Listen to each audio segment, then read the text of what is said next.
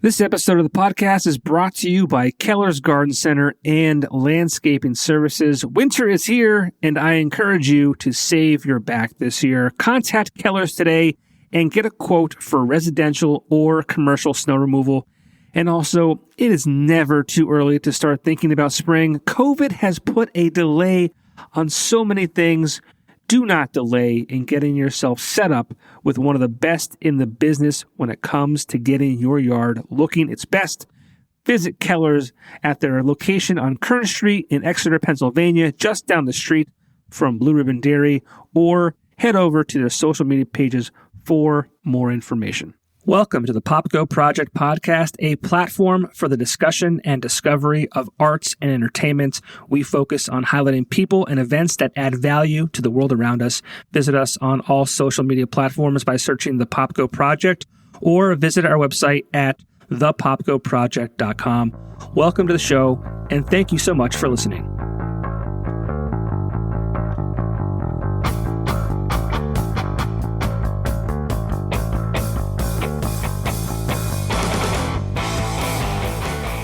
We've already missed gold. We've already missed gold. We're already past it. All right. The podcast is over. Thanks, guys, for coming. Appreciate it. Over before it even began. Hope you guys found value in that conversation. Yeah. That's why I always hate, like, when we jump on these things, I start talking to people and then we start talking about good stuff. And I'm like, wait, just hold on. You should just be like, shut up until we get started. Yeah. Record. Intro. Yeah. So what's up? Not much, man. Are we recording now? We are recording. We're on. Okay, you didn't cool. get the prompt that says this is being recorded? Oh, I got the prompt. I thought it was going to give us like a countdown for some reason. No. Maybe I was just wrong. Well, I'm joined by Andrew Blank and Eric Novroski. Did I say that right? You nailed it. Cool, sweet. Right. And they're part of so many things that I can't even keep track anymore. Same, honestly. Music, podcasts, recording studios, soon-to-be fathers. It's just all crazy. There's just a lot of things going on all at once, but I wouldn't want it any other way. Yeah, I mean, I don't really know how you find the time to, like, sleep, for right. one. I think it has a lot to do with, like, for me personally, I like to stay I keep my life to a very strict schedule anymore. And I think that keeps the balance going. So I'm able to constantly go the way I do. I was going to say, I feel like Andrew is on the edge of divorce. No, we're good, man. I don't think we've ever been better. She probably said that too, because they're in the back just chatting. Absence does make the heart grow fonder, right? Yes. Well, that's what you said. I said I typically do these, 8:30 at night. And like, how about a Saturday? I'm like, Saturday is like the one night of the entire week that I dedicate to my wife. Like, it's family time, so we can't take you away from family. Yeah, that's good. I don't want to get divorced. Exactly. So I'm like, guys, no Saturdays. Yeah. So here we are at 10:30 a.m. on a Sunday. Yes, we're all enjoying our coffee, and you're enjoying your Kill Cliff over there. Yes. Of course, that was the conversation before we hit record. It's the Joe Rogan spicy pineapple flavor. Popko and I went in on like what was it, like a 60 pack of them or something? Apparently you're still on them. I went through them way too fast. This is the second round for sure. Oh, okay, gotcha. Yeah. No, I got hooked, and I was like, I was like drinking those like consistently. So I don't know. I think I've built a crazy caffeine addiction over the last couple of years, and I feel like you didn't help with that at all. Have you become sober? I'm doing good, man. I'm doing good. Have you become sober? No. We're still. I feel like a lot of people who embrace sobriety, they find other vices. Caffeine is typically one of them. Right. Caffeine and cigarettes is like that's what I've seen common. I mean, it's yes for the coke and smoke. Oh man, that's a reference to Nick Cotillo, the bass player in So Much Hope and Send Request. Yeah, so I mean, I don't even know where to start. I mean, I guess we should start with the current things. Yes.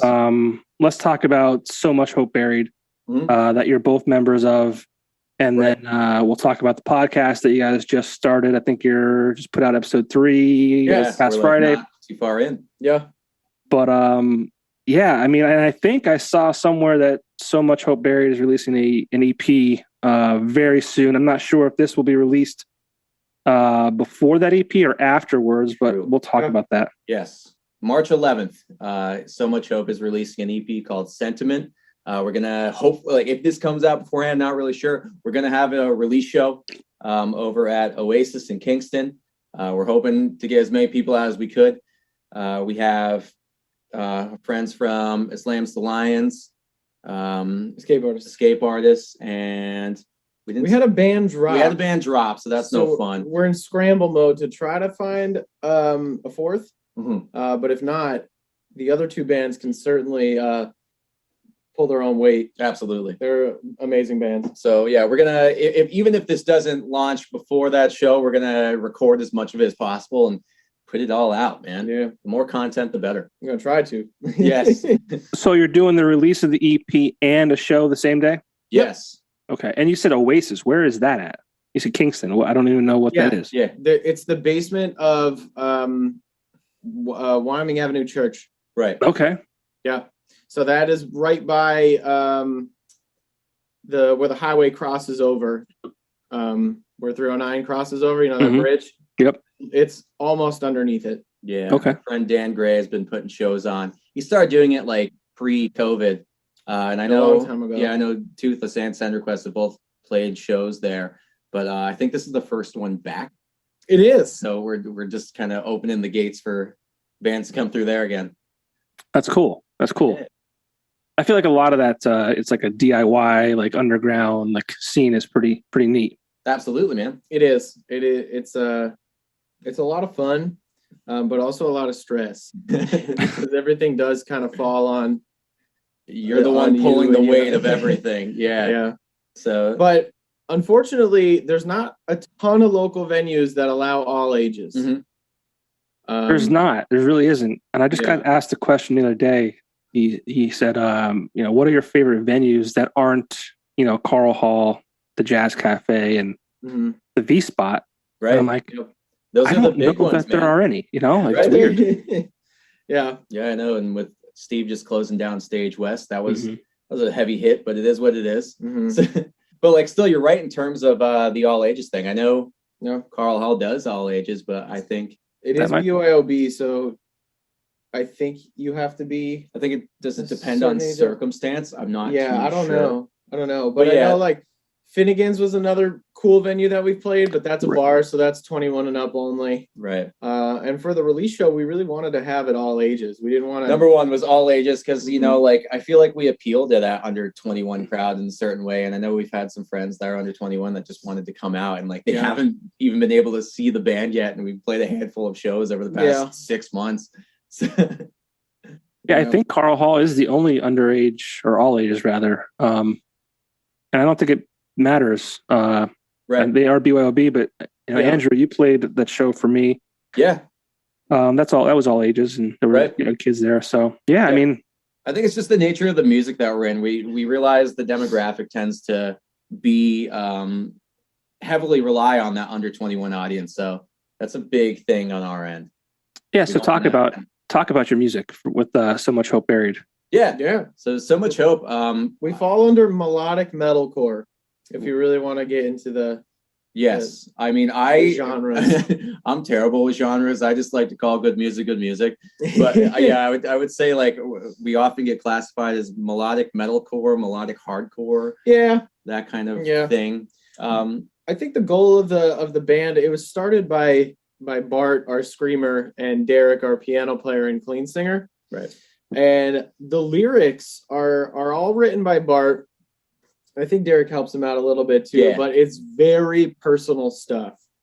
So we kind of put the background music and attach music to a lot of personal feeling to how Bart is. Right. I always look at it from the point of view of the nature of the type of music that So Much Hope plays is very unique, being that it's kind of like spoken word from like one point of view. and we are the guys kind of creating the soundscape for that like poetry. And I think it's actually like really freeing to be a part of something like that, because I feel like it kind of, you're vibing. Yeah, it doesn't give us any boundaries. That's why I like to almost think of it as like a genreless thing, because like whatever the lyricism kind of dictates the music. And being like me, just being the guitar player in that band, there's just something real cool about being like, oh, Bart has this lyrical idea. What is going to really like bring out the sounds of the emotion that he's trying to portray? Yeah. And it is a lot of rooted in like, at least this EP is rooted really in like deep feelings and gets certain emotion, gets emotional and gets dark. So I feel like that just kind of brought out that aggressive, almost like sad type of vibe. And that's just what it ended up being. Is this a second release from the band? Technically we're going to go ahead and call it. We're going to call it the first release. I would say the first. Yeah. So, it's a very interesting story. I know it started. So the band, before it was named, technically started way before either of us were involved. Mm-hmm. So what happened was, from my perspective, in the summer of 2020, I was literally on a lunch break from work, and Derek Nowak just gives me a call, and he's just like, "Hey man, do you want to just hop on this track that me and Bart have?" And it ended up being a track called "Worry" that like it was very, very interesting, being the fact that Derek's just a piano player and Bart's just a vocalist. So and then I threw in like guitar, and the nature of the music being spoken word, it felt like, at least from my perspective, it felt like almost like an incomplete idea. It was kind of put out like, that's just to be brutally honest, because they always looked at the thing like a whole band, and we didn't have the whole band yet. So it was just piano, guitar, and like poetry. And it came out this very unique thing. And then over time, I would say a few months in, they were just like, we have this full band idea. Mm-hmm. And we went to go record it with Eric. Kind of. So they did Desert Child, which is a single that's out now, but we re-recorded it, we redid everything, and we're gonna take it off Spotify and put it back on with the new EP. But they came to me to record the vocal parts of it, because I think they sent it off to somebody else to mix and master. I can't remember, but they wanted to do like a higher quality of vocal recording. So I was like, absolutely. So they came, and I was like, hey, this song is pretty cool. And they're like, well, do you want to be in the band? And I was like, I don't know, because I said I've got Toothless, and I'm very dedicated to Toothless still. But maybe. And I ended up saying that, okay, I'll join. I don't know how much, like what this is really going to look like. And it ended up working like super well, because Toothless is recording an album right now, and we were like writing and everything. So like what I was able to focus on and put my time into hops back and forth. So like right now it's this So Much Hope release, it was recording So Much Hope because I did the record with them. And then once this is out and we're riding that wave a little bit, then Toothless is going to be like, I'm going to be pushing that, doing the new Toothless release. Right. It's going to be this really nice back and forth between now is like a So Much Hope season, and then like now is like a Toothless season. And it'll take up a lot of I hope a lot of the year. Yeah. Which is probably why it seems like we're doing a lot. Because it's kind of the same thing. It's this very like yin and yang back and forth between other projects, and meanwhile keeping like the podcast in the loop. Yeah. But to go back to the So Much Hope thing, I know. So I joined. Yeah, to continue the story, Eric joined. Then we were a 4-piece, and we kind of rode that wave for a little bit. And then we were just on the hunt for a 5th member. Mm-hmm. And at the time, I grew really close with our friend Nick Cotillo. And I was just like, Nick's a good dude. Like, let's give him a shot. And then, we just became a 5-piece, and that's kind of the state of where it is right now. Yeah. And it was very, like I said before, there was something very freeing about creating the So Much Hope music, in that like it was the first time, at least for me personally, that all of the music kind of came naturally. because when I'm involved in like my other projects, like the Send Request and or like your Fresh Steps or Blankman, whatever it may be, I always like to sit and methodically, put together songs. Like kind of there's like a foundation. You're kind of using building blocks, and I like to like keep things separated and then just kind of mesh ideas together. But with So Much Hope, it was like it flowed so well. There was something about just being in a room together and creating something, and someone would just kind of spark. Someone would just be noodling on something, and it was the first time like I was like that. Someone would just be like, "Let's make that happen. Let's turn that into something." And literally, we would create full-fledged songs. Have someone creating an idea in the moment, and I think that's the nature of that music, and it's just cool. The whole EP was actually written together. Unfortunately, before Nick was in the band. Right. So he actually, it was funny. The first practice that he came to was actually when we wrote the last song on the EP. He just showed up and we were just vibing. Yeah, and we just made a song that night. Yeah. And we were like, wow, this is how we wrote the EP.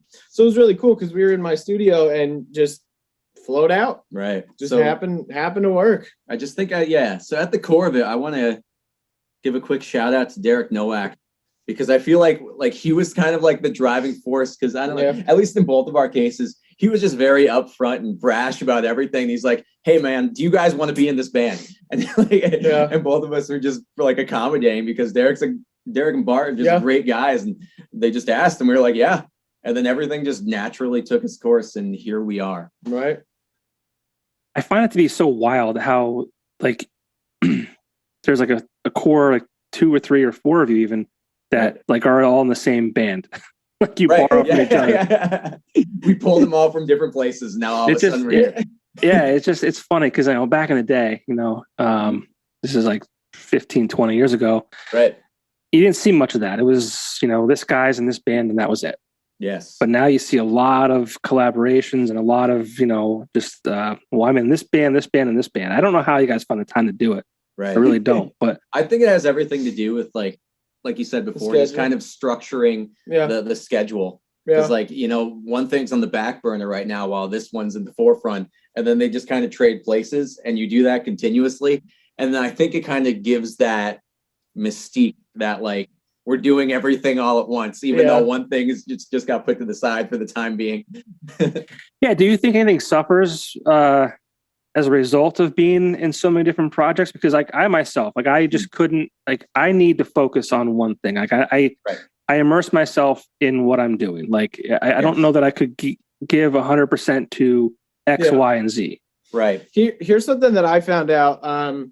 Well, so like as I'm communicating with the bands and as we're learning how this is gonna roll, the best thing that we did was like ask people to take over roles. So like for the longest time, I would say that I was really heavily invested in Toothless, about driving the bus and being the guy who did everything I possibly could. But then recently, now that I've kind of been doing things with So Much Hope, I would just talk to Toothless and say like, hey, can you guys take over this? Like, can you put this? Because like I really want to see this project going, but I just don't have enough time right now. And that's how it goes. And they're in other bands too. So like Travis and James are in Sleep Sculptor. So when they're going to be doing that thing, I think they're going to record an album in March, I think at the end of March or something. So like at that point, Toothless is going to be waiting for our mix and masters to come back. So like it's going to be a nice lull, but it really is just like divvying up responsibilities and everybody being willing to help when needed. So like I took a step back from Toothless about putting so much effort into it. I'm also building a new studio, and that's taking a lot of my time and energy and whatnot. And I told the guys that. I said, guys, like, this is where I'm at. I just can't do it. And they're like, that's cool. Do what you got to do. When you're out of this season, you can come back and help us out a little bit. And it just keeps going back and forth. And just like having people that you can rely on is really important. Makes all the difference. Yeah, super important. Yeah, I got mad respect. I mean, I don't know how you guys are doing it. I really don't. We're trying our best, man. Yeah. That's pretty much all we can do. Well, I mean, Andrew, real quick, let's run down the list. Yeah. You know, you have So Much Hope. You have Fresh Steps, which is a great project that I love. Blankman, you mentioned. I mean, I'm guessing that you're doing all these things because they're all a little different in their own regard. So it's like, is that just, are you just bored with life and you think you need to get involved with so many things? Or is this like, is this like a creative outlet for you where you're able to like, I want to do this and I want to do rap and I want to do, you know, hardcore and I want to do whatever. Right. No, absolutely. No, I think it kind of stems a little bit from wanting to do everything. So it's funny. It's part of the reason why I'm involved with Novroski Studios and doing like all the producing for these other artists, which I'm super grateful for at this point. I remember back in, I would say 2018, 2019, I had a conversation with someone about like trying to make these super creative ideas for, at the time it was just Send Request. I had no other endeavors going on. So I wrote out, I'm always demoing things 24/7. I'm just a songwriter at heart. I think that's where my passion truly lies in music. So at the time, Send Request was my only outlet. So what I was doing was I was writing a bunch of wacky demos for Send Request that didn't sound like Send Request at all. And I was having a conversation with someone and they told me like, hey man, like this isn't the vibe for this band, but that's why side projects exist. So, and then, I don't know, for some reason that kind of resonated with me. And then over time, I guess through like networking and just trying to be more of a social person, I was just able to connect with a lot more people. And then I was just ambitious enough to be like, hey, this doesn't have to be like a big deal for you, but like if you want to get involved with this, I would love to like just be collaborative in some way, shape, or form. And I think over the last 2 years, life just kind of worked itself out. I've always had that like I need to grind mindset. I don't know what I'm doing. I don't care where it is. I need to be productive and making progress somehow. And I think that just really added up in regards to just kind of building the people that I'm surrounded with and the opportunities that were created because of it. So lo and behold, like I think the pandemic just kind of kicked me into gear to be like, hey man, if this is what you actually want to do, you got to do it somehow.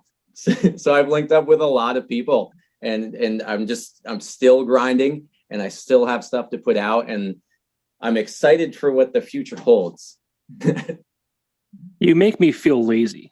Because, well, I don't know, man. I'm sorry. Well, it's funny because you and I linked up over like the last year or so, and we bonded a little bit because I like got turned on to Rogan, and I became like a Rogan guy, and I was listening, and I dove into like in the cheesy way, I dove into like all of like the motivational, inspirational type of people. You know, like your Jocko Willinks and David Goggins and Rogans and stuff like that.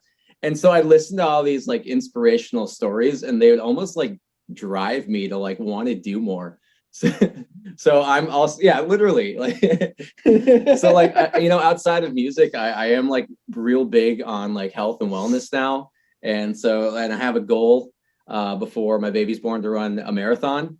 So that's kind of where I'm at right now. So that's why if you follow me on Instagram, I'm always taking photos of my feet because I don't know. It's just enough for me to like remind me like, hey man, like there's a bigger picture here. And as long as you're consistent, you're doing something right.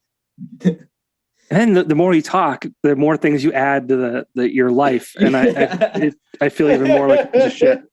It's all good. I don't know. I like to stay overly productive because it just keeps me happy. Yeah. In addition to 5 bands and being a husband and soon to be father, I run too. That's cool. Yeah, man. And I'm trying, like, it doesn't show, but I got into lifting too. Like, I'm just trying it all, man. Like, I'm just trying to be healthy, and I'm trying to do the things I love. Do you sleep? Like, yeah, absolutely. I try to get as much sleep as I could.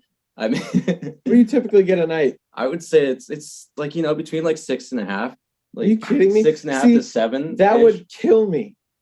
I'm like, Well, and I'm a sucker for a good conversation too, because there'll be nights that I'll just stay here knowing I have to be up at like 5:45. I'll stay here until like 11:30 midnight to the point where I have to get kicked out because like, dude, you need sleep.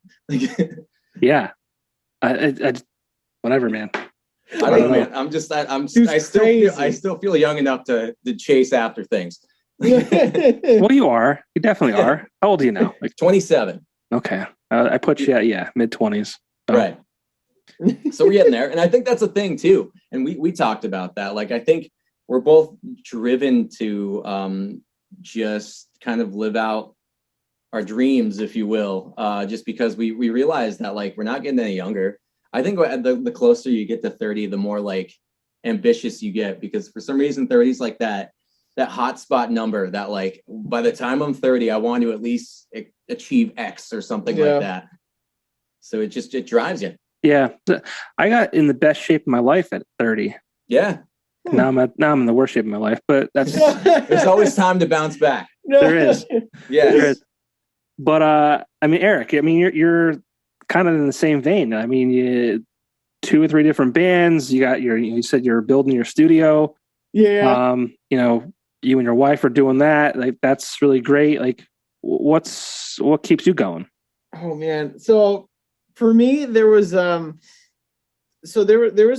was the studio first. I loved recording and I loved doing all this stuff before the bands, before anything. And that's what I wanted to do. So I probably didn't get really into the studio until like 2018, I think. I had a job and it was a cool job and I really liked it.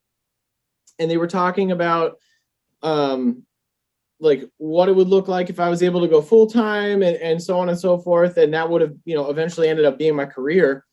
And I was like, I don't know if I like really want this long term. As much as the job is really cool now and the people that I worked with were some of the best people ever. I was like, I think I want the studio. So I ended up quitting and focusing everything in on the studio. At that time, I joined Tala and I toured with Tala very heavily. So on the off time of not touring with Tala or working on that, I would work on the studio. I would try to get, build up my resume and get clients in. I had Toothless at that point too, and we were pretty dedicated in keeping going. I quit Tala after a year. Focused even more on the studio, more on Toothless. And I got married within like not too long after quitting Tala. I think a year after I quit Tala, I ended up getting married. And honestly, one of the major things was when Andrew and Gabby told me and Sarah that they were going to have a kid. First off, it was a really funny story because he looked back at me in the car and he's like, we got something to tell you. And I made a joke because I was looking at Andrew and I was like, you're pregnant. And I didn't mean you as in you and Gabby. I meant like you as in Andrew. I was like, oh, you're pregnant. And he just like stared at me and I was like, oh, I ruined it. I was like, I can't believe I did this. But that was one of the first moments of my life where somebody told me they were having a child, like my peers. And I wasn't like, oh, crap, having a kid, because like I've had a few friends. I've had a few friends back then that was like, they were like, hey, got this girl pregnant. Mm-hmm. And I was like, oh, crap, having a kid. This was one of the first moments where I was like, oh, this is like a good thing. This is like a happy plan. This was supposed to happen. Yeah, this was supposed to happen. And then Sarah and I have been talking about kids for a while and like, what we wanted, when we want to do it and whatnot. But I was like, oh my gosh, my peers are having children and like, it's the time that they're having children. Mm-hmm. And I was like, I'm older than Andrew. Oh crap. So that was like a huge driving factor. I was like, I need to do everything. I need to do everything that I possibly can to make sure that I'm setting my family up for the future. Right. Plus, so not only, I don't want to say like my only driving factor is not just like imminent financial burden with a child, but like it is passion. Like I love recording. I love mixing and mastering. I would do this whether I was no matter what I did for a career or not. I just wanted to be savvy with it and make it a career. And especially with the bands like Toothless and So Much Hope, I absolutely love the music. I love the people that I work with, which is why I'm even in the bands. Because like I could play anything, no matter what somebody asks me to play, I'm down. If I'm with good people, it doesn't really matter what the music is. So like, it just so happens to be that Toothless is a crazy metal band and So Much Hope dives into that. But really, if Toothless was like, I don't want to be this anymore, we want to be something else. Okay. It's just because it's the people that you work with, make you passionate about it, because like I care about everybody in these bands so much that I want to see them grow. I want to see them do cool stuff, and like I just want to see everybody in my circle make progress and be prosperous in that. So there's a lot of drive that comes out of passion. I am not like Andrew when it comes to health. I'm horrible with that. And if it wasn't for Sarah, I would be extremely overweight and very lazy. But they ruin everything, don't they? Yeah. God. Just let me be overweight. Let's just do what we want. No, it's really great though, because she is such a massive like support system in that, because I don't know how to cook. I don't know how to eat good and whatnot. And if it was up to me, I would base everything off of convenience. So like I would live off fast food and never think about it. So it's really nice when she's like, hey, no, you have to eat well. Yeah. So there's that. I'm not a runner. My knees are shot. And so I struggle in that department for sure. I wish I was a little bit more disciplined in that. But I don't know. I guess we'll get there in the future. I think you touched on like a very valid point that we've talked about like ever since. Well, truthfully, we that could be another topic right there. How So Much Hope kind of led us down this prosperous road of realizing that we're basically the same person in a way. You're kind of, and we complement each other super well. But I think you touched on something that the idea that we both feel like we've been through enough. That one big driving factor is that we surround ourselves with good people. And there's like, I feel like when you're like anywhere 16 to 20 and you're just trying to be in a band, there's something about like trying to find like, oh, I need like the best guitar player ever, or I need the best bass, like whatever. This guy has to be great and such and such. Yeah. I think you just come to realize that if you surround yourself with genuine, kind people, that definitely it definitely works the best long term. Yeah, and keeps you grounded in wanting to pursue that avenue a lot more. Yeah. I think just life kind of takes care of itself at that point. Yeah. It's much nicer. I think my grandfather, he would always tell my dad, and my grandfather was much older by the time that I was, like he died when I was 13. Like he was an older man. So I never really got to have that adult relationship with him, but my dad would always tell me what he would say. And my dad was, he's like, successful people hang out with successful people. And he's like, if you want to be like this, you need to be around people who also want that for their life. And I just, I've noticed that with the guys in So Much Hope and Toothless, it's, I just like, I want to be successful. So do they. And it's just this mutually beneficial, like driving factor, I guess, because like the more driven Andrew is, the more driven I am, and the more driven I am, the more driven he is. And it just like keeps building on top of each other. We just keep bouncing off of each other, and it kind of sorts itself out. Yeah. And like our podcast came out of stuff like that too, because we talk so much. Mm-hmm. And when we talk in So Much Hope and in the bands, it's, I don't want to say like life advice, but I love getting into those conversations of like how to grow, self-improvement and all that other stuff. So we were like, let's do a podcast about, we've had so many late night conversations about like how we're both like driven people. And, we've just kind of realized we're pretty much in the same life circumstance. And so like we feel very similar in what our goals want to be. So we had so many conversations about it, and then one day Eric was just like, let's just start a podcast. Because we're already basically doing that. Yeah, I wanted to get into that next. You guys seem like this kind of like dynamic duo, music, producing things like that. Yeah. And then you added another layer to the whole thing, which is this new podcast called Mixing Mindsets. Right. Yes. So yes, please, by all means, talk about that. Okay. So I think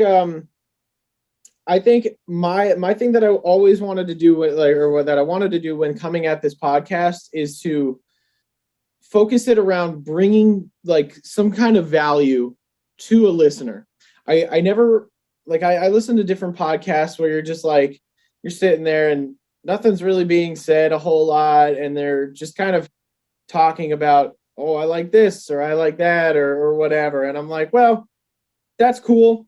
And that's fine if that's your thing. But for me, I wanted to shape it around, and we've talked about this a lot. Right. I wanted to shape it around somebody listening and being like, that's cool. That's a mindset that I want to be in, kind of where the name came from. And then also mixing, just because like we're in music. So I was like mixing and mastering. Right.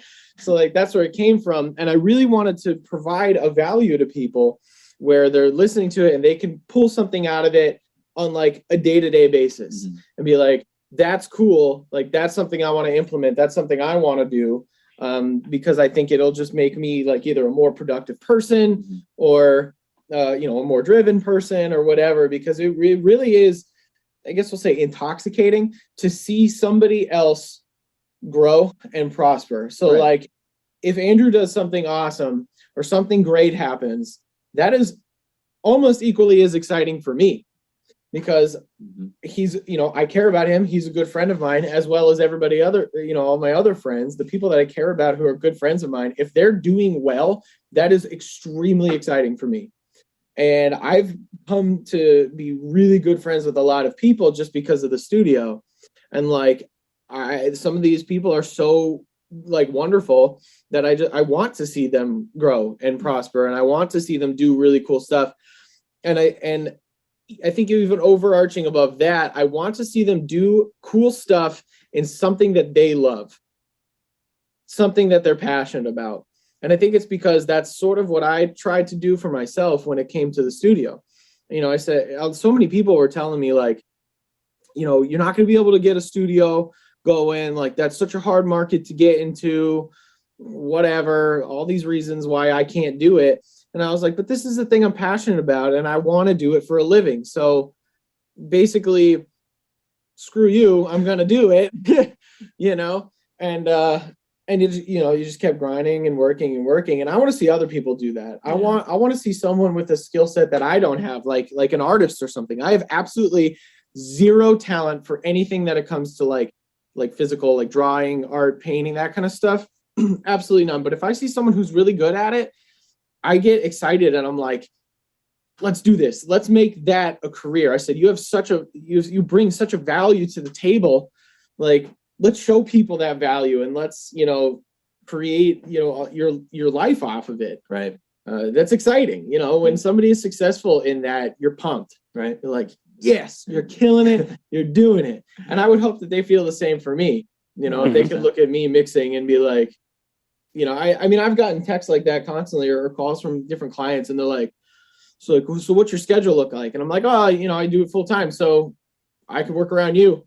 They're like, oh, really? Like, you don't have a job beyond this? I'm like, nope, this is it. They're like, oh, that's so cool. Like, it's exciting. And I want other people to feel that. Right. So the podcast came out of us trying to be like, let's see if we could bring our mindsets to that, to make it happen. And like, we're doing that with like Andrew and his producing now.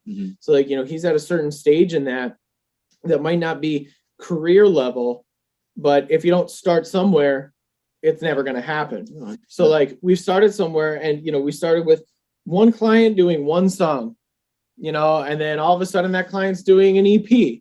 And then all of a sudden that EP brings in another client and another one and another one. And so like the whirlwind. Yeah. And it just keeps going. So like I literally just finished up a record.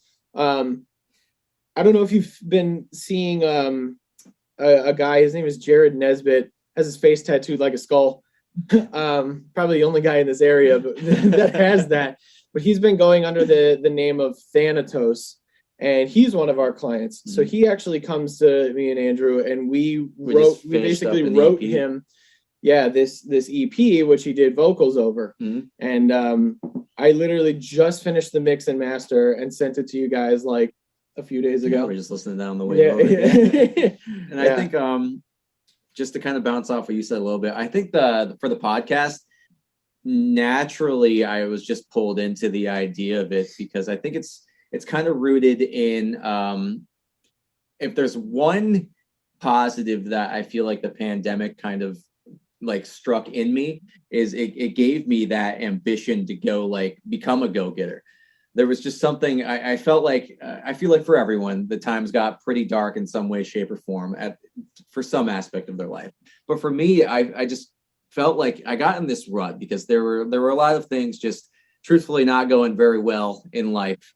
So I just really took the step forward and took the time to tell myself like, hey, you really need to kick yourself into gear. And I've built this over the last 2 years. I'd like to think I've built this mindset and this lifestyle around like being ambitious, being driven, wanting to be around motivating people, and how do I motivate others?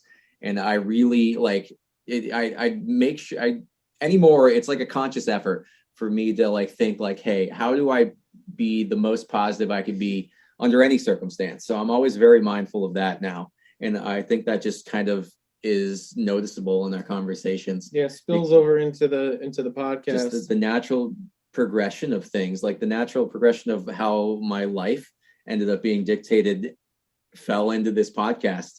And now you could just hear me talk because that's what I've been trying to do over the last few years. We're hoping people feel motivated at the end of an episode. Right, because it's really all driven in the fact that we ourselves want to be driven. Yeah. So it's this idea that like we're trying to motivate each other, and we hope that like the audience is able to resonate with that and feel something to like just want to be able to go out and do something post hearing us conversate. Yeah, because I've been on the other side of that before, and I'm living proof that it works. Yeah, Andrew, I want to get back to that in a second, but Eric, I mean, there's a lot to be said for someone who kind of forgoes the career, the something they already have set, the 9 to 5, the guarantee, and kind of just take that big risk and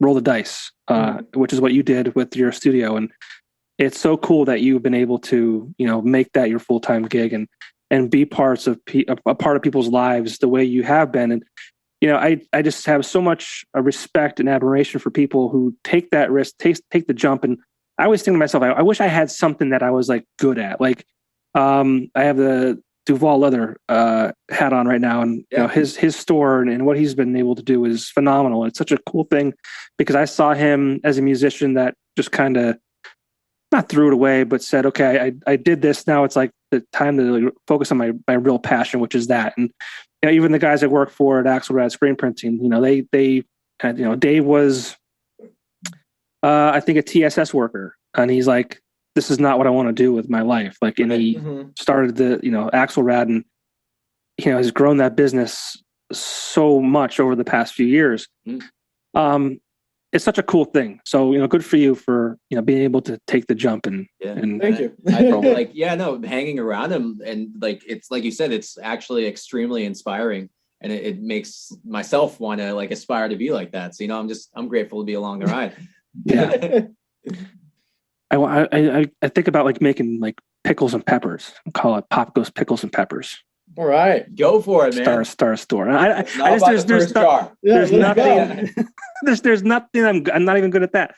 There's like nothing that like I'm like passionate about and that I like love, like that I was like, I want to go do this. Like I don't know. I think there's something to be said about that though. Like, because I don't know. I'm just I'm passionate about music. I mean, when I really try to narrow down like the specifics of my life, which is something I've been trying to do for, forever now. I'm passionate about music. I'm passionate about health and wellness, but like, I am also just a firm believer in that there's more to life. And so like, I'm always trying to pick out the new passions here and there. So I just think we're all on we're all on a hunt.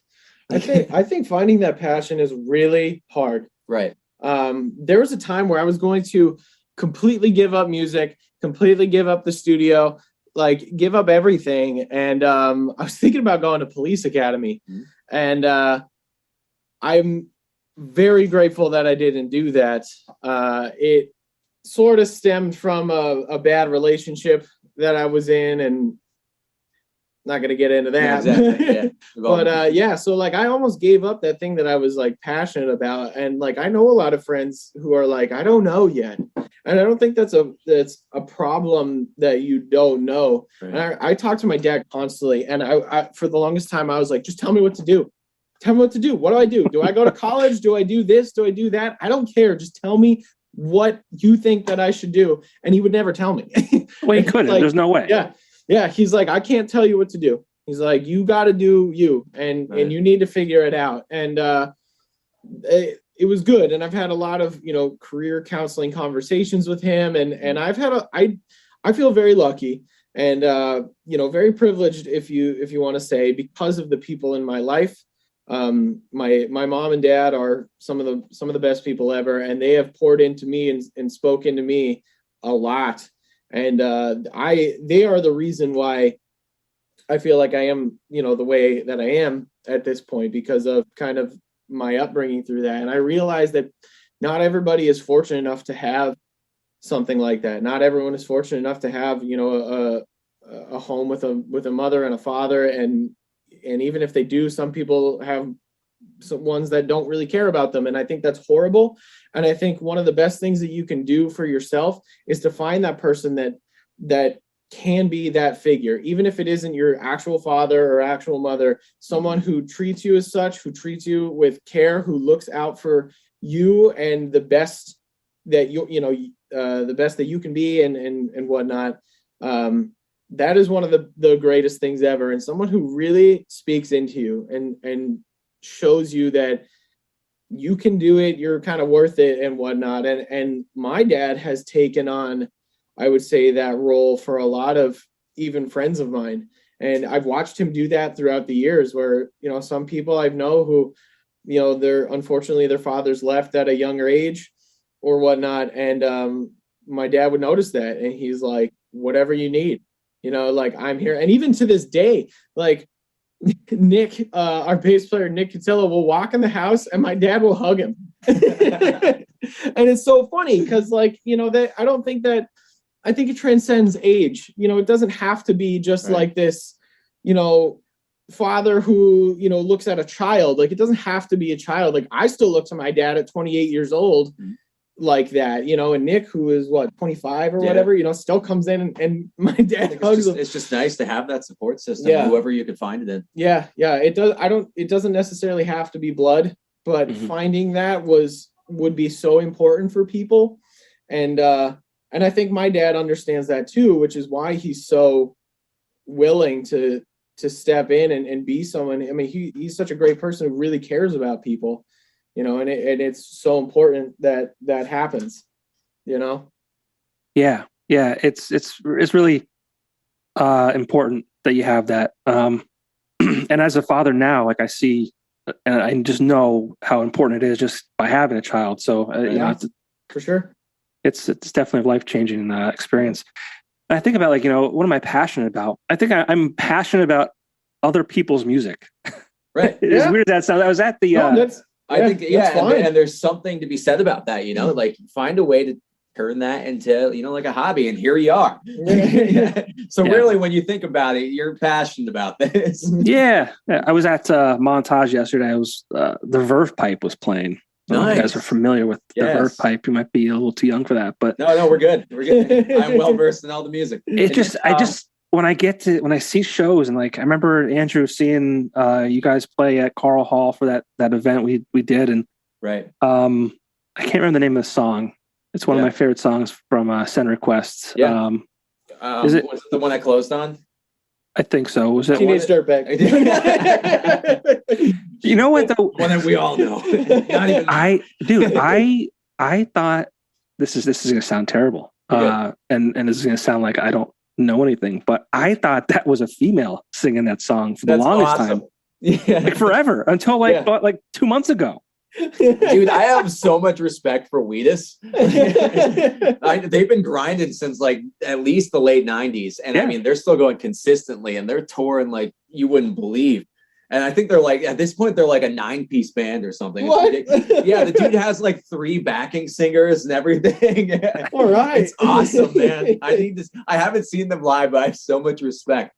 It's funny. Send Request played with, I feel horrible for not remembering the name of the band, but they were an early 2000s pop punk band. Had a little bit of fame here and there. And the guy knew the singer from Wheatus. And he noticed that we cover it and then we have it like out and everything like that. And the dude came up to me and he's just like, man, if you could just meet him, he'd have so much respect for you because he loves when people are able to like bring his music to the forefront. Let's go. That's one of my goals right there, to meet the guy from Wheatus. Let's go. Let's make it happen. Let's make it happen. My goal is to get Joey Fatone on this podcast. Oh yes, I've been saying it, man. I know, as everyone has, but I know. But yeah, man, I think I remember that very distinctly because that was one of my personal goals with the Perspectives record.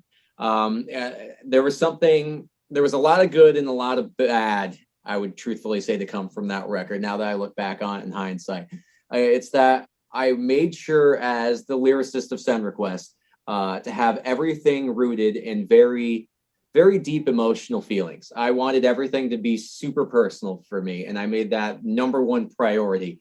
I think that brought out like a lot of strong feelings, if you will. So I made so when I played songs, I mean they resonated with me to every fiber of my being, and I wanted to make sure that because I made sure fundamentally that's what the song was about. So whenever I play anything off that record, it just means so much to me. So I hope that's able to kind of resonate with the audience. Yeah, and what I was going to get at was just like, seeing you play. It was acoustic at that time. Yeah. It was just you, I think. I remember we closed on. I remember because I remember these shows because that was a good one for me. I just remember closing on. I want to say it was When Everything Falls Apart. That's exactly what it was. And it just like I had chills, and there's been times I've gone to shows and I've cried. Like, it's weird. Right. It's amazing what music can do for people and move them differently, and I'd cry, like, not even out of like sadness or I mean there's been times where there's beauty in it. I'm a firm believer, and if you're truthful and you're genuine in what you're writing, that it's going to be felt by someone, and they're going to feel what you're feeling to some extent. And there's something beautiful about that. And as a songwriter, I try when that's the goal. There's something that clicks. There's some type of energy that's felt that just resonates with everyone, and that's why I love it. It's just this transfer of emotion. Do you see that in our like clients? Yeah. Like the thing, like when we sit down and write music for people. So to get more specific with that, like a lot of what we do with clients they're usually vocalists who don't really play an instrument or maybe do, but are looking for a songwriter, and then I mix and master the whole thing.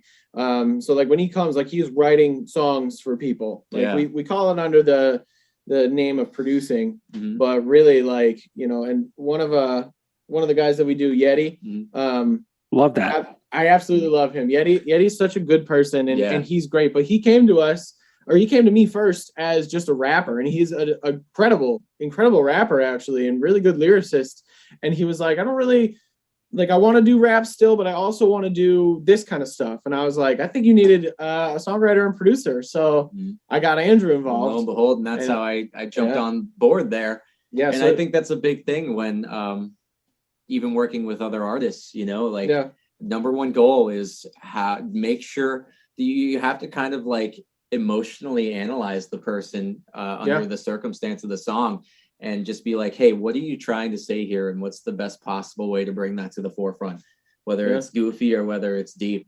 Yeah. It's just, that's the goal. What you're trying to bring out is everything I'm trying to bring out in you. Yeah, I got to text him back because we've been back and forth about scheduling one of these, and I definitely want to talk to him. Yeah, I love that song. Yeah, he's a great guy. Yeah. What's it called? Cocoa butter. Yes, cocoa butter. Cocoa butter. So that is one of 4 off of an EP that he's got that we produced for him.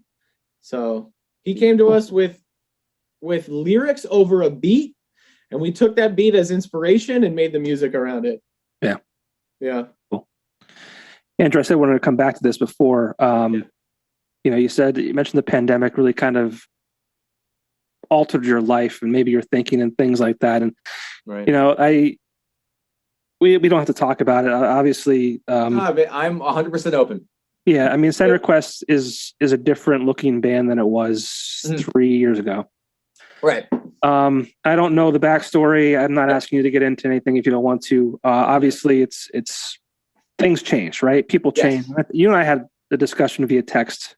You know, I saw a lot of things happening online. Right.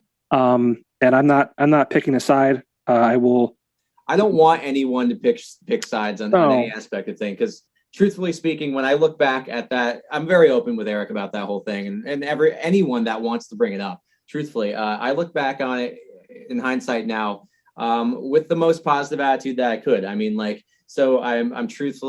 grateful for everything that has happened, because it's created the person that I am today.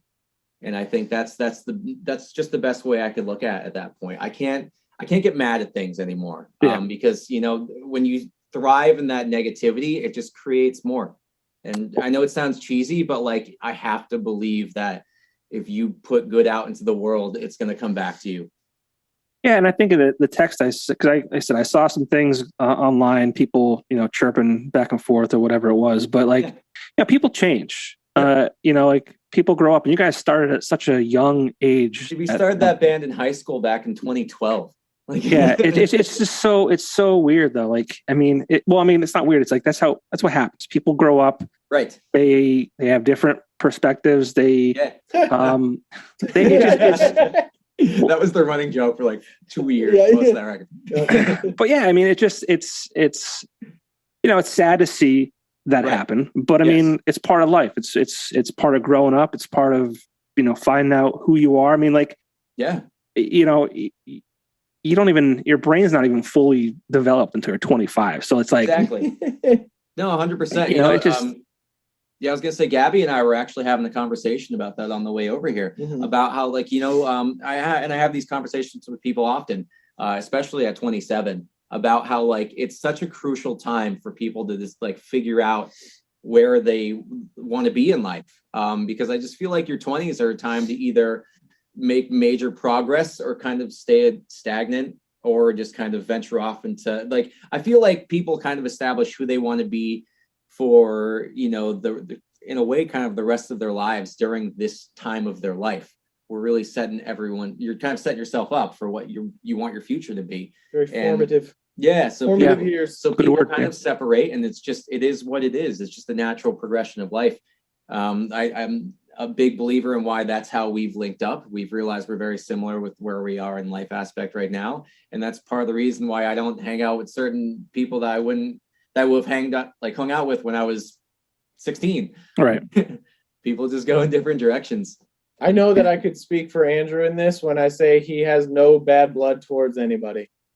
So no, and I don't know the story, but I mean, from what I've seen and how I've seen people act, I can agree with that. Right. Yeah. It's just interesting. I mean, it's I'm not trying to get anyone to talk.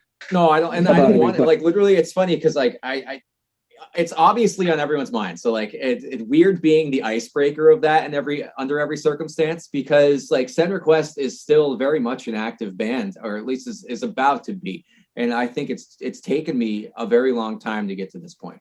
I'm not too I'm keeping a lot of things in the back burner, but truthfully speaking, since quote unquote all of that stuff in the past has happened, I'm really trying to be on the forefront of I'm past this now. What's the progress on this? So you're the first person I'm going to tell quote unquote public, but we're recording an EP.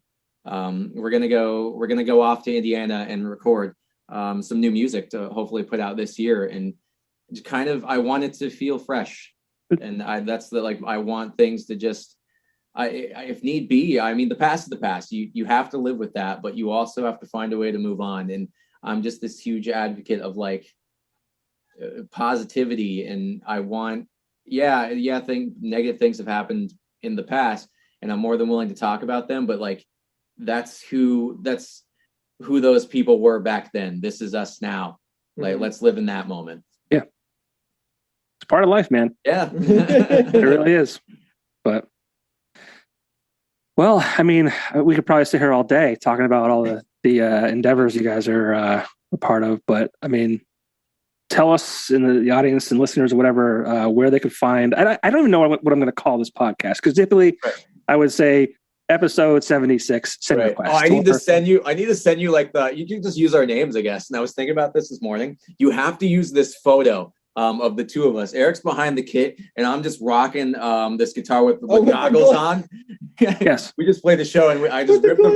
Yeah, I just. Is that Amanda's photo? Yeah, that was Amanda. We'll send you the exact photo that you need to use. It's just me with these swimming goggles on, and I'm just rocking it. Perfect. Yes, please send me that. But I have no idea what to call this one. I think you could use our names. We need to have more conversations, and we can just keep putting them under different things. How about that? Yeah, and we'll stay specific to whoever that may be. Yeah, I'm trying to think of what. I'll have to figure it out. But all the things that we want to. Yes. Want to plug or whatever. There's a lot of things. There's a lot of things to plug. I get, obviously our personal socials and whatnot, you could keep up on that. And really there's like the bands, you've got Toothless, Send Request, So Much Hope are like the bigger ones that we're involved in. Yes. You've got my studio, Novro Studios. Mm-hmm. You've got the podcast. Right. And then you've got like everything else that you've got little side projects. You got Fresh Steps. You got Blankman 94. Blankman94. Plug. I'm coming out with new music this year. I'm making sure it's happening. I was gonna say I'm almost done mixing one of the singles. So and it's you're gonna enjoy this one. I guarantee it. I think so. Yeah. What else we got? I mean, if you follow the studio, there's so much. Yeah, I know. If you follow the studio, you got all the artists we're producing. Yeah. You've got all of Sarah's stuff that she does. So if anyone listening doesn't know, my wife Sarah is actually the video side of my company. So anything audibly you hear is me. I make the records. Anything visually you see, whether it's playthroughs or music videos or commercials or all the other stuff that she does, that's all her. So yeah, I don't do anything with the video. She's a genius when it comes to that. Maybe when I take this to the next level, I'll be contacting you for some video work. There you go. There you go. When I finally get a studio, if that ever happens, and all that kind of stuff, we'll make it pro. I've told you before, if you need a right hand man, dude, I know. The thing about you have zero, and once your baby comes, you're just wait. They all tell me it, dude. You think you can figure it all out? Listen, we need to have a conversation like a year from today, and I promise you, I'm going to come back the same person. All right, I'm going to put it in my calendar right now. I haven't slept in 3 years. Exactly. Miserable. We'll just call your Blankman. We'll go from Blankman to I don't even know. I don't know. I got nothing. But yeah, dude, it's such a. I can't believe when is she due? Gabby's due on June 21st. Okay. So. I'm not sure if you've seen the news on my social media. We are also expecting. Yes, I did see that. Congratulations, man. July. June and July. All right. So we'll be almost in the same ballpark. Yeah. I mean, obviously you already have a kid, so yes. You're a step above me. I'm going backwards though. He's 4, he's pretty self-sufficient. I mean, he obviously needs our help for things, but there's no diapers anymore. There's no he sleeps through the night greatly. So it's all that progress to go right back into it. But it's been this is the first time for me. So if you get a random text from me at 11, I'll take it. Popko, I need some help. I'll be up. I'll be up too. I'm sorry, dude. I got one too. You're on your own. Send him a video of your baby crying and say, "What do I do?"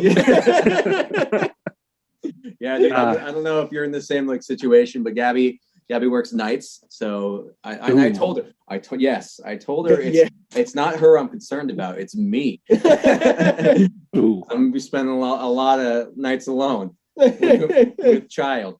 Yeah. We don't know gender yet and that's not my choosing. So I'm gonna dude, I asked you about that and you're like, we're not going to find out. I'm like, oh man. Yeah. Oh no. I went home and I told Gabby about that. I'm just like, yeah, I told Popko that we're not going to find out the gender. And he just responded with brave. Dude, I needed time to get my mind right. I mean, first of all, we're having a child and I'm like, I need to know what we're having so I can plan and prepare. And dude, I'm like trying to get there, but like I don't know. So I have like 50% girl, 50% boy, trying to prep at 50% for both sides.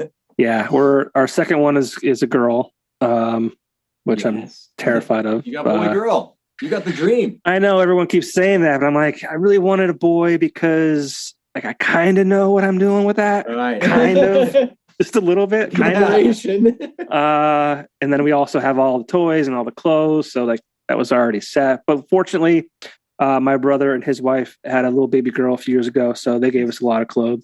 Right. And yeah, my sister has 2 girls. So if we have a girl, we lucked out. Yeah, I'm just, thankfully we had a boy first because I was like, I'm not fit to like fight young men if they're assholes to my daughter. But I'm like, oh wait, I'll have a son who can do that. Yes. Yeah. So he's got to be the protector because brother. Yeah, she's got the protector. I'm not getting smaller, and I'm not getting younger. So it's like exactly. I just run a marathon with Andrew. Yeah, man. Yeah. I'll meet you there. Yeah, sure. I'll get right on that. I'll meet your feet at 6 a.m. You'll get there in no time. I'll meet you there. All right. Well, guys, thank you so much. It's been a pleasure talking with you. I'm sure we could do this all day, right? Yeah. But looking very much forward to the new EP with So Much Hope Buried. Hopefully that Send Request stuff comes out this year as well. And Blankman, obviously want to hear that too. And then obviously, keep me in the loop with artists you're working with. I'm looking forward to hooking up with Yeti. I think that's great. Yeah, absolutely. But looking forward. Yeah, he's awesome. Looking forward to everything coming out of Novroski Studios. And thank you, Andrew. Best of luck with the new edition when he or she arrives. We got it. But seriously, if you need any guidance, I will do my best. Much appreciated. Please, by all means, reach out. I will. I'll give you the best answer I can. I will definitely be doing that. Well, we could text at night together. Like we'll be in the same boat. So perfect. All right. I'll tell you what. I mean, the first couple months, 3 months, it's just change. It's a life altering. Exactly. But I wish I would have done it earlier. I wish I would have been younger when we did it. I was 35. My wife was 31. Yeah. We had our first one, but I mean, there's reasons for that. There was, she's in school for a million years because she's smart. Not smart financially, but smart in book stuff. But yes. Yes. Yeah. And then we've read your story. My wife is a labor and delivery nurse. She has nothing but the most respect for you guys. Oh, okay. Cool. Yeah. It's been a challenging 2 years. Yes. But it was weird though, because like we had no issues with him. Yeah. Easy pregnancy, no issues. It's like we want to have a baby. We did the thing that produces a baby, and she was pregnant. It was like that. It was like that. Hey, and even the we had the 3 losses, but even like the 2, I joke. I it's not a joking matter, but it's making light of the situation. I said I was 4 for 5 for the longest time because it was like we wanted to have a baby. There you go. She got pregnant. It was bizarre, but yeah, I didn't even have to have sex for this one. I didn't even have to have sex for this one. Yeah. The fun part was gone. Oh no. IVF, man. Just very expensive endeavor, but it'll be worth it. There you go. It's always worth it. It's a blessing. It really is. Be a year or 2 behind you. Best of luck. I think that's what we're planning on. I don't know. We're all living the same life. We got this. Depends if I have a meltdown or not. Hey, you'll have 2 people to text. The group chat, please help. Yeah. That's the title. Yes, please help. Oh, man. But yeah, best of luck to you guys with everything going on. And thank you. All right, man. Hopefully I'll see you sooner than later. It's going to happen. Awesome. Thanks, guys. Thank you. All right, see ya. See ya.